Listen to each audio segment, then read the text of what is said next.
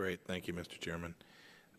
Ranking Member Waxman this morning said that some of our side are confused, wasn't sure whether we like cheap natural gas or not. Not confused. Like cheap natural gas, like cheap coal, frankly, like cheap energy, like consumers to have affordable energy. There's should be no confusion about that. Mr. Seipel, I want to talk to you about pipelines. Today I actually introduced a piece of legislation that will, for the first time, tell FERC you have a deadline. You got to get your homework in on time. It'll give every agency that's got a role in approving pipeline permits the chance to do their work and to decide whether they like it or not. There's no requirement that they approve the pipeline, but it says you can't sit on it. You can't hang on to it forever. It gives them 12 months. There's an opportunity for an extension. We've got bipartisan support for that. It's being introduced by a lot of members of this committee, Mr. Matheson, Mr. Olson, Mr. Gardner, Mr. Johnson.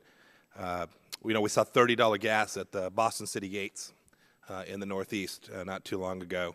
And I just wanted to get your view of whether creating certainty for folks who are investing in pipelines and want to build these out will help our electric grid reliability.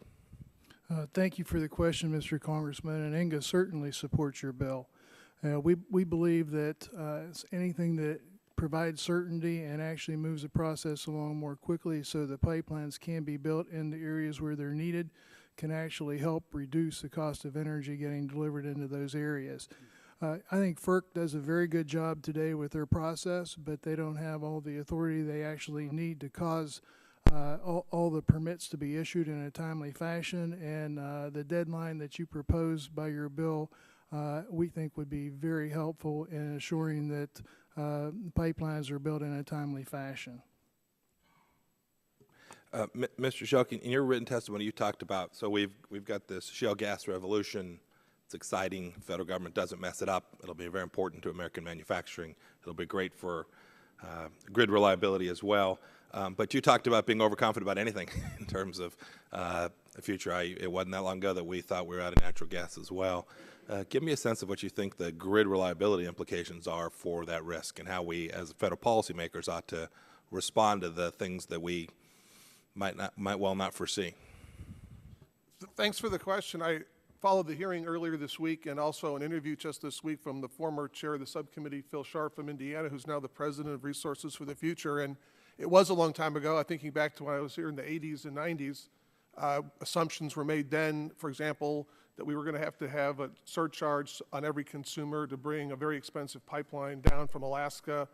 We have the Synthetic Fuels Corporation. I mean, the list goes on. I think it was reassuring to hear the bipartisan testimony Tuesday that we're going to have game changers, and we can't predict them. But I think this committee, for example, we wouldn't have the natural gas revolution, the shale gas phenomenon, as I said in my written statement, unless this committee, again, coming together in the late 80s, said, you know what, we made a mistake in the 70s by thinking we could micromanage this with command and control regulation. And everybody in the committee, after some contention to be sure, came together and removed the wellhead price controls, restructured the pipeline industry, reduced the Fuel Use Act that said no natural gas could be used in power generation. So my advice would be, I think you set up the right mechanism at FERC. They're very vigilant about this. I would respectfully disagree with Mr. Ciccio. There may not be something called the Natural Gas Reliability Entity, but you all in this committee created an electric reliability organization in the form of NERC. NERC is looking at this. DOE is looking at this. The bottom line is, I think what we've seen is we can't predict what's going to happen, and therefore the most flexible, adaptable system you can have is what works best, and I think market forces ultimately, within the confines of smart regulation, are good. What doesn't work is trying to micromanage today and say what the fuel mix should be and what percentages tomorrow. So things like state RPSs, which say thou shalt, would be bad policy for any energy source. Well, now you're going to get me in trouble. Mr. Hall is not here, but Mr. Hall famously said when I was here decades ago that my friends are for the bill and my friends are against the bill, and I'm going to vote with my friends. But I mean, it's inconsistent. And in my business, I have members behind me that are on one side and members on the other, and I'm going to support my members. But to be serious, what we focus on, I think this is important, what Mr. Maxson was saying, under the Federal Power Act that this committee adopted in 1935, these are state-level decisions. And we may or may not agree with them, but what we focus on and what our members focus on is if a state wants to go down that road, number one, use competitive procurement, so everybody compete to serve the business at the least cost to consumers.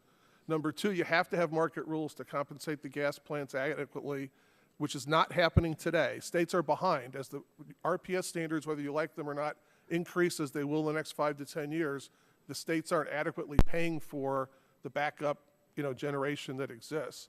Yeah. So that's what we focus on, and you've got to get the market rules to match up with the RPS standards, and that often doesn't happen. I appreciate that my time is up, but there are national implications to the state rules as well. It affects the national grid and impose costs on states that are not the state that put the law in place. Thanks, Mr. Chairman. This time.